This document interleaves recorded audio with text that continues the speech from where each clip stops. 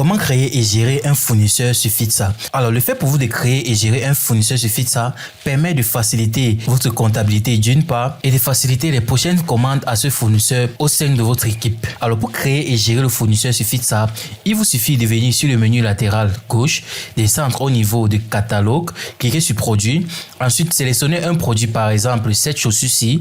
Je vais venir ici, cliquer sur modifier et juste ici à droite, je vais venir cliquer sur fournisseur. Ici, nous n'avons pas encore de fournisseur pour cette chaussure-ci. Mais imaginons que j'ai pris cette chaussure en gros chez mon fournisseur, peut-être à Douala. Je vais cliquer ici sur ajouter pour ajouter les informations de ce fournisseur. Donc, je vais d'abord mettre le nom de mon fournisseur. Disons que c'est Chokos, comme ceci. Ensuite, je vais mettre son mail, chokos@gmail. Puis son numéro de téléphone. Étant donné qu'il est au Cameroun, 6 93 30 46 89. Ensuite, je vais rentrer le prix auquel je prends cette chaussure chez le fournisseur.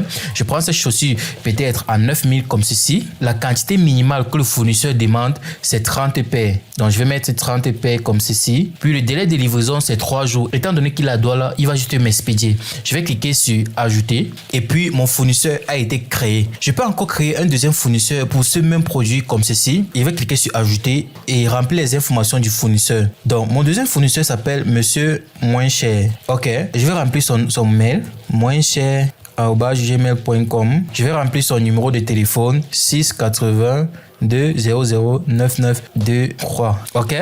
Ensuite, le prix auquel je prends ces chaussures sur le fournisseur, disons qu'il est un peu plus cher, je vais mettre 10 000 comme ceci. Et la quantité minimale, je vais toujours mettre 30 comme quantité minimale.